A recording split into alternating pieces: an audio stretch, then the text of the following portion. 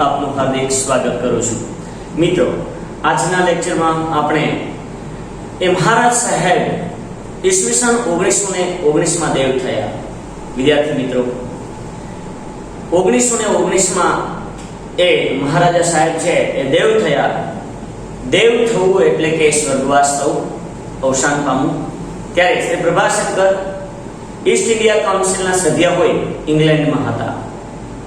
ભારતીય સલાહકાર સમિતિ ઈસ્ટ ઇન્ડિયા કાઉન્સિલ જે છે એ ભારતીય સલાહકાર સમિતિના સભ્ય હોય ઇંગ્લેન્ડમાં તેઓ હતા અને તેમને હિન્દના કોઈ પ્રાંતના ગવર્નર પદે નિમવા સરકાર વિચારતી હતી। એ તે સમયની બ્રિટિશ જે સરકાર હતી એ બ્રિટિશ સરકાર પ્રભાશંકર પટણીને કોઈ ગવર્નર પદ આપવા અંગે વિચારતી હતી।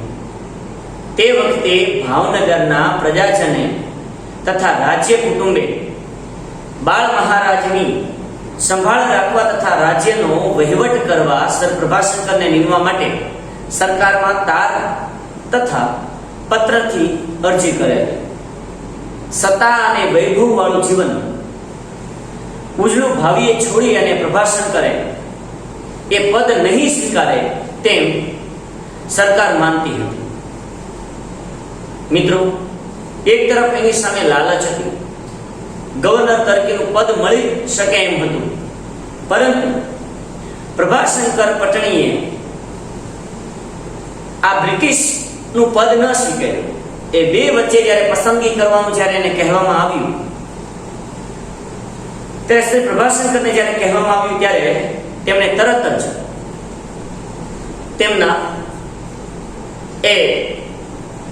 તેમણે ભાવનગર રાજ્યનું વાલીપણું સ્વીકાર્યું અને કારણ પૂછતા સરકારને જણાવ્યું કે ભાવસિંહજી મહારાજની ઈચ્છા હતી। ભાવસિંહજી મહારાજ જ્યારે દેવ થયા ત્યારે કે એમની ઈચ્છા હતી કે તેમના પાટવી કુંવરે મારા હાથ તળે ઉછરે। હાલ જ્યારે નામદારની હાજરી નથી, હયાતી નથી, એ ભાવસિંહજીની હાજરી નથી, ત્યારે મારી પહેલી ફરજ એ બને છે કે મારે આજ સ્વીકારવું જોઈએ। તો વિદ્યાર્થી મિત્રો, ગવર્નર પદને જે વ્યક્તિ ઠુકરાવી શકતા હોય અને ભાવનગરનું વાલી પણ ગણી શકાય, એ પછી તેઓ ભાવનગર રાજ્યના એડમિનિસ્ટ્રેટર ના પદ તરીકે આવ્યા। અને મિત્રો, એડમિનિસ્ટ્રેટર એટલે વહીવટી કરતા, તમને ખ્યાલ છે। હિન્દભરના દેશી રાજ્યોના એકમાત્ર ઉત્તમ સલાહકાર બન્યા। હિન્દભરના જે દેશી રાજ્યોના જે તે સમયના જે રજવાડાઓ હતા એ રજવાડાઓના એકમાત્ર ઉત્તમ સલાહકાર એ બન્યા। ઈસવીસન 1930-31 માં કાશ્મીરના મહારાણા હરિસિંહ ઢોગરાએ રાજ્યના પ્રશ્ન અંગે સર પ્રભાશંકરને આમંત્રી અને સલાહ આપી। કાશ્મીરનો જે પ્રશ્ન હતો તો એ સમયમાં એને આમંત્રણ આપ્યું હરિસિંહ ઢોગરાએ, જેનું પરિણામ ઘણી સરળતાથી સારું આવ્યું। આથી મહારાણાએ હરિસિંહ ઢોગરાએ એને કહ્યું કે ભાવનગર ખાબોચિયા જેવું છે, તમે જે ભાવનગરમાં જે વહીવટ કરો છો એ ભાવનગર એ તો ખાબોચિયા જેવું છે, આપના માટે ઘણું નાનું છે। આપ કાશ્મીરને કે પોતાનું કરો તો હું માસિક એટલે કે મહિને 5000 થી ઓછા નહીં આપું। એ સમયના 5000 વિદ્યાર્થી મિત્રો, આજથી 1930-31 ની વાત કરું છું, અને આપની યોગ્ય કે કદર કરીશ। આવું કોણે કહ્યું? હરિસિંહ ઢોગરાએ કહ્યું। શ્રી પ્રભાશંકરે ત્યારે શું કહ્યું કે મારા ઉપર આપ વિશ્વાસ ન રાખો તો હું આવું। મહારાણાએ પૂછ્યું, એવી શરત કેમ મૂકો છો કે તમારા ઉપર વિશ્વાસ ન મૂકો તો એ કેમ હું આવું? એવી શરત કે કેમ મૂકો છો? ત્યારે શ્રી પ્રભાશંકરે કહ્યું, ભાવનગરના મહારાજ ભાવસિંહજીએ મને આગળ આવ્યો। મિત્રો, જે વ્યક્તિએ ઉપકાર કર્યો હોય ને એનો ઉપકાર કોઈ દિવસ ભૂલાય નહીં, અને એ દેવ થયા। અત્યારે ભાવસિંહજી જે દેવ થયા ત્યારે સંતાનોના એમના જે સંતાનો છે એ મને સોંપતા ગયા છે। જો હું સત્તા કે ધનના લોભે હું બધું અહીંયા ધોબે એ ધનના લોભે એ બધું ભૂલી અને ફગાવીને કાશ્મીર આવું, તો હું આપને કે કાશ્મીર રાજ્યને વફાદાર રહું તો વિશ્વાસ આપે મારા પર ના રાખવો જોઈએ. આવા એ ઉત્તમ વક્તા, આવા સ્પષ્ટ વક્તા હતા. શ્રી પ્રભાશંકર માં નિસ્પૃહતા એટલે કે ઈચ્છા વગરનું તથા નિરાભિમાનપણું એટલે કે અભિમાન વગરનું, સાથે જ સત્યનિષ્ઠ અને પરહિત સાધકતા હતા. મિત્રો, એનામાં ગુણ હતા નિસ્પૃહતા, નિરાભિમાનપણું, સત્યનિષ્ઠ અને પરહિત સાધકતા જેવા એનામાં ઉમદા ગુણો હતા. આ એના લક્ષણો છે. તેની અંગે એમના પરિચયમાં જે કોઈ આવતા તે પછી રંગ હોય કે રાજા, રંગ એટલે કે ગરીબ, રંગ હોય કે રાજા, નોકર હોય કે બ્રિટનના મહાન અમલદાર, બાળક હોય કે પછી મોટી ઉંમરના, પણ તે દરેકને લાગતું કે પટણી જે છે, પ્રભાશંકર પટણી છે, પોતાના જ છે. બધાને એવું લાગતું. તેમનું વિશાળ હૃદય આ વાત સમજવાની વાસ્તવિક કુશળતાને લીધે અંગ્રેજ અમલદારને તેના ઉપરીઓ તરફથી સલાહ અપાવી. સમજો ખાસ મિત્રો, એનામાં એવી જે કુશળતા હતી અને અંગ્રેજ અમલદારો તેના ઉપરીઓ તરફથી અમલદારોને એવી સલાહ મળતી હતી કે if you have to differ from our fight with Mr. Prabhashankar, do it on paper. એટલે કે તમારે શ્રી પ્રભાશંકર સાથે જો મતભેદ હોય અને મતભેદ જો દર્શાવવો હોય અથવા તો એની સામે લડવું હોય તો એ કાગળ ઉપર જ કામ કરજો. Never discuss the point with him personally, otherwise he shall turn you to his opinion. કદી પણ તેને રૂબરૂ મળીને વાત કરશો નહીં તો એ તમને પોતાના મતના કરી નાખશે. એટલે કે પ્રભાશંકર જે કહે છે ને તમે એ જ કરશો. એટલે એની સાથે તમે જે પણ કંઈ કરો ને એ કાગળ ઉપર બધા ડોક્યુમેન્ટ ઉપર જ વાત કરવી, કાગળ ઉપર જ વાત કરવી. પૂજ્ય ગાંધીજી તથા પ્રભાશંકર રાજકોટ હાઈસ્કૂલમાં સાથે ભણતા, જે આલ્ફ્રેડ સ્કૂલ રાજકોટમાં છે. પૂજ્ય ગાંધીજી તથા પ્રભાશંકર પટણી એ સૌરાષ્ટ્ર આપણે રાજકોટ હાઈસ્કૂલમાં સાથે ભણતા ત્યારથી એમની પીછાણ એટલે ઓળખાણ. વિદ્યાર્થી મિત્રો, પરીક્ષામાં આ શબ્દ જે ખાસ પૂછાય છે, પીછાણ એટલે ઓળખાણ. ગાંધીજી આફ્રિકામાં હતા ત્યારે તેમના કાર્યથી શ્રી પ્રભાશંકર વાકેફગાર હતા. એમને ખબર હતી. તેમના હિંદ આવ્યા પછી બંને ગાઢ મિત્રો બની ગયા. શ્રી પ્રભાશંકર ગાંધીજી પ્રત્યે માનથી જોતા હતા. પ્રભાશંકર પટણી છે એ ગાંધીજીને પ્રત્યે માનથી જોતા હતા, છતાં પોતાને સત્ય લાગતી વાત એ કહી દેતા. ઈસવીસન 1923 સત્યાગ્રહની લડતના નામે હિંસક તોફાનો નીકળી પડ્યા હતા. ત્યારે ગાંધીજીને રૂબરૂ મળીને તેમને વાત સમજાવતા કહેલું, આ તોફાનો આપણા અહિંસક સત્યાગ્રહના મૂળમાં ઘા થાય છે. આપની પ્રતિષ્ઠા કે ઘટી રહી છે, માન ઘટી રહ્યું છે. જગતની આંખે આપનું કાર્ય દંભ એટલે કે પોકળ દેખાય છે, ખોટું દેખાઈ રહ્યું છે તેવું બને છે. અને એવે સમયે એવે વખતે એ સત્યાગ્રહ પાછો ખેંચી લેવો તે હિમાલય જેવડી ભૂલ છે. મિત્રો, આ જે હિમાલય જેવડી ભૂલ છે એ ગાંધીજીએ આ વાત એમને ખરી લાગી. સત્યાગ્રહ પાછો ખેંચી લેવાયો અને ગાંધીજીએ નવજીવન મિત્રો નવજીવન, યંગ ઇન્ડિયા, હરિજન, આ એમના જે એ લેખ એ બધા પ્રકાશિત થતા હતા, એ નવજીવન પણ એમાંનું એક સામયિક છે. અને ગાંધીજીએ નવજીવનમાં હિમાલય જેવડી ભૂલ નામે લેખ લખ્યો. હવે વિદ્યાર્થી મિત્રો, ઈસવીસન 1924 ની જો વાત કરીએ તો ઈસવીસન 24 પછી ભાવનગર ખાતે કાઠિયાવાડી રાજકીય પરિષદ બોલાવવા હિલચાલ થઈ. બ્રિટિશનું શાસન ભાવનગરમાં કાઠિયાવાડની રાજકીય પરિષદ એટલે કે સભા બોલાવવાની જ્યારે હિલચાલ થઈ, ત્યારે શ્રી પ્રભાશંકરે ના પાડીને ગાંધીજીને અમદાવાદમાં આશ્રમમાં કહેલું.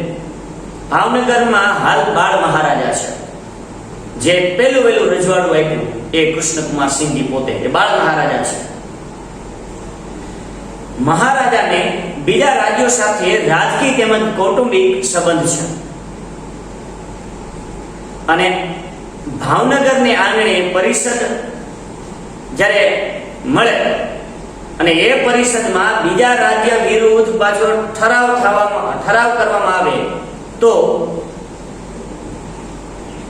બીજા જે રાજ્યો વિશે અનુચિત એ ઠરાવ થાય તો રાજ્યોનો ભાવનગર સાથેનો સંબંધ બગડે. કારણ કે એ સમયમાં સ્ટેટ હતા અલગ અલગ. ભાવનગરને આંગણે આવું થાય તે માટે હું ના પાડું છું. પણ જો બીજા રાજ્યોની વિરુદ્ધમાં ઠરાવ ન કરવામાં આવે ને આપ પોતે પ્રમુખ થવાના હોય તો હું ખુશીથી ભાવનગરમાં પરિષદ તમે ભરી શકો છો. ગાંધીજીને કહે તમે પોતે જો પ્રમુખ થઈ અને ભાવનગરના જ્યારે આંગણે તમે બીજા રાજ્યોનો વિરુદ્ધ ભાવનગર સ્ટેટમાં ગોહિલવાડમાં બીજા રાજ્ય વિરુદ્ધ જો ઠરાવ પસાર કરવામાં ન આવે તો અને તમે પ્રમુખ તરીકે હો તો ખુશીથી તમે ભાવનગરમાં પરિષદ કે ભરી શકો છો.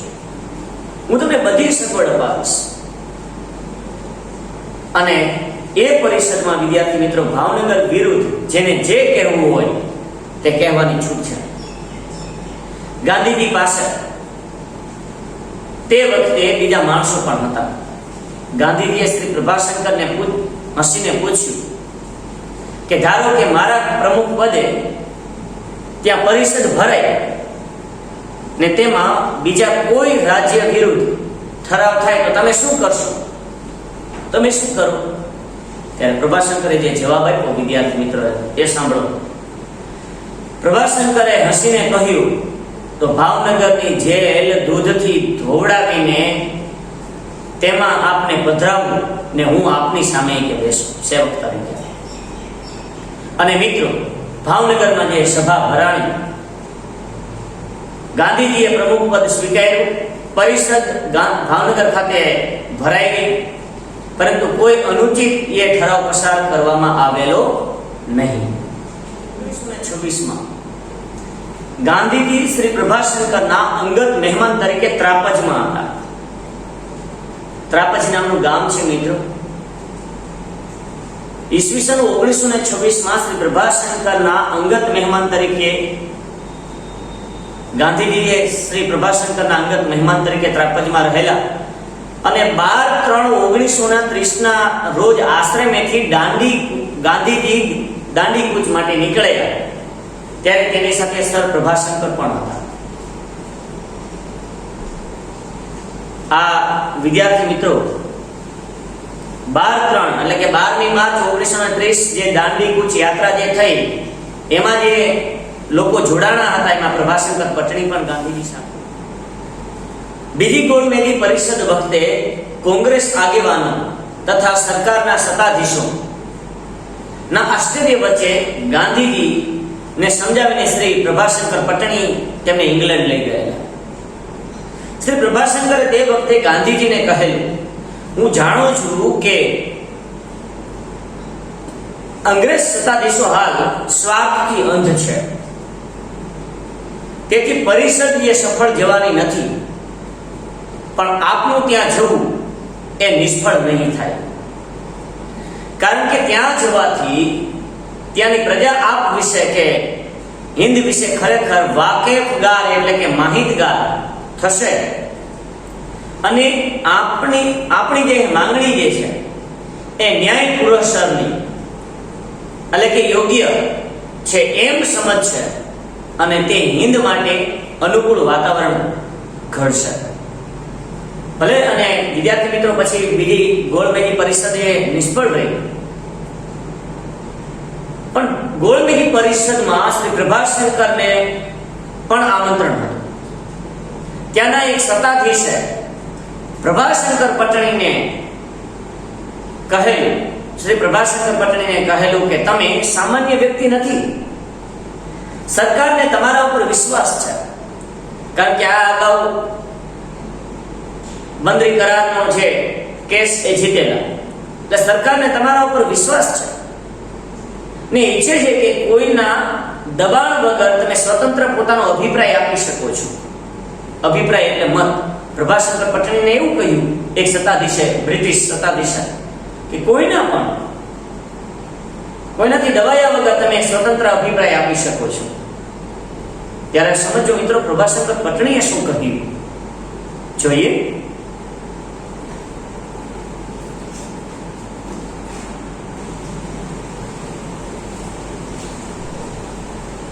વિદ્યાર્થી મિત્રો, ઉત્તરમાં જ્યારે પ્રભાશંકર પટણીએ આ પ્રકારે કહેલું, શું કહેલું કે આપ જાણો છો કે કેવળ હિન્દના લાભ માટે નહીં પણ ભારે બ્રિટનના અને માનવ જાતના હિત માટે શ્રી ગાંધીજી વાત કરે છે. ખરે માત્ર ને માત્ર ભારત માટે નહીં પરંતુ બ્રિટનના હિત માટે પણ ગાંધીજી વાત કરે છે. એટલે આપે ગાંધીજીને પૂરેપૂરા સાંભળવા જોઈએ એવી મારી વિનંતી છે.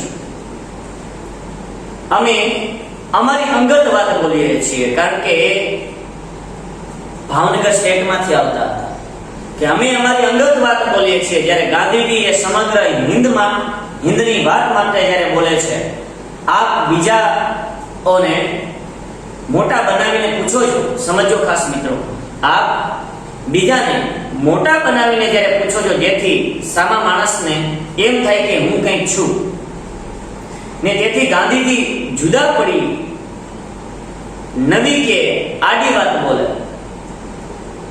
અને મિત્રો તેથી સમાધાન ન થાય ત્યારે સરકાર કહે કે તમે અંદરો અંદર જો એક નથી ત્યારે અમે શું કરીએ? એવી પરિસ્થિતિમાં આપ મને ન મૂકો. હું બ્રિટન તથા હિન્દ બંનેના હિત ચાહું છું. એટલે ગાંધીજી જે કહે તેમાં મારી સંમતિ સમજજો. આ ઓલા સત્તાધીશને પ્રભાશંકર પટણીએ કહ્યું. એટલે કે તમારે ગાંધીજીને સાંભળવા. ગાંધીજી જે કહે તેમાં મારી સંમતિ કે તમારે સમજવું. એવી પરિસ્થિતિમાં આપ મને ન મૂકો કે હું બ્રિટન તથા હિન્દ બંનેનું હિત ચાહું છું. એટલે ગાંધીજી જે કહે તેમાં મારી સંમતિ કે તમારે સમજવી અને ગાંધીજીને સાંભળવા. તેના કથન એટલે કે શબ્દોને, એના વાક્યોને માન્યતા આપવી. તેમાં બ્રિટનનું હિત થશે તથા તેમજ તેનો મોભો વધશે, માન વધશે એવી મારી માન્યતા છે. હવે સમજો મિત્રો, આ બીજી ગોળમેજી જે પરિષદ ભરાણી એ શ્રી પ્રભાશંકર સમજતા હતા કે ગોળમેજી પરિષદ નિષ્ફળ જવાની છે, પણ ભારતને થોડા વર્ષોમાં જે સ્વતંત્રતા મળવાની જ છે. આથી ગોળમેજી પરિષદ વખતે શ્રી પ્રભાશંકરે એક બીજું કાર્ય કર્યું. આથી ગોળમેજી પરિષદ વખતે શ્રી પ્રભાશંકરે એક બીજું કાર્ય કર્યું કે ગાંધીજી કદી ફોટો પડાવવા માટે ઊભા રહેતા નહીં. ગાંધીજી ક્યારે ફોટો પડાવવા માટે ઊભા રહેતા નહીં, પણ શ્રી પ્રભાશંકરે ગાંધીજીને એક વિનંતી કરી અને ગાંધીજીએ એ માની પણ ખરા. તે એ હતી કે ઇંગ્લેન્ડના એક નામી ચિત્રકાર ઇંગ્લેન્ડના ખૂબ જ મોટા જે ચિત્રકાર સર ઓસ્વાલ્ડ બિર્લી, સર મહાન જે ચિત્રકાર છે સર ઓસ્વાલ્ડ બિર્લી, સર ઓસ્વાલ્ડ બિર્લી પાસે મિત્રો ગાંધીજી નિત્ય એટલે કે દરરોજ 1 કલાક જઈને સ્થિર ઊભા રહે અને તે ચિત્રકાર તેમનું તૈલચિત્ર તૈયાર કરી આપે. મિત્રો ગાંધીજીએ લગાટ એટલે કે સતત 8 દિવસ સુધી એ રીતે પોજ આપ્યો. પોજ એટલે શું વિદ્યાર્થી મિત્રો? સમય જે તમને શબ્દસમૂહમાં જે પૂછાય, પોજ એટલે ચોક્કસ સ્થિતિમાં બેસવું તે, ચોક્કસ સ્થિતિમાં બેસવું તે. અને તે તૈલચિત્ર જે વિદ્યાર્થી મિત્રો પોતાના ખર્ચે તૈયાર કરાવી પ્રભાશંકરે પોતાના ખર્ચે તૈયાર કરાવી શ્રી પ્રભાશંકર હિન્દ લાવેલા કે ભારતમાં લાવેલા, પણ એ પેટી ખોલાવી ન હતી. પરંતુ એને જે પેટીમાં જે ચિત્ર આખું જે મૂકેલું હતું એ પેટી એને ખોલાવી ન હતી અને પોતાનો અંતકાળ જાણી અને પોતાનો અંતકાળ નજીક જોઈ અને તેમણે એ પેટી પોતાના જ્યેષ્ઠ પુત્ર, જ્યેષ્ઠ એટલે મોટા પુત્ર શ્રી અનંતરાય, એના શ્રી પ્રભાશંકરને એમ લાગ્યું, એનો અંતકાળ જાણી એને એમ લાગ્યું કે હવે મારું કઈ નક્કી છે નહીં અને એનું જે શરીર ઢળતું જતું હતું અને પોતાના મોટા પુત્ર શ્રી અનંતરાયને એને આ સોંપ્યું. આમાં પૂજ્ય ગાંધીજીનું લાઈફ સાઈઝનું તૈલચિત્ર છે. તે ભારતને જ્યારે સ્વતંત્રતા પ્રાપ્ત થાય ત્યારે તેની વડી ધારાસભાને ભેટ આપવાનું છે. વડી ધારાસભાને ભેટ આપવાનું છે, આવું પ્રભાશંકર પટણીએ કહેલું.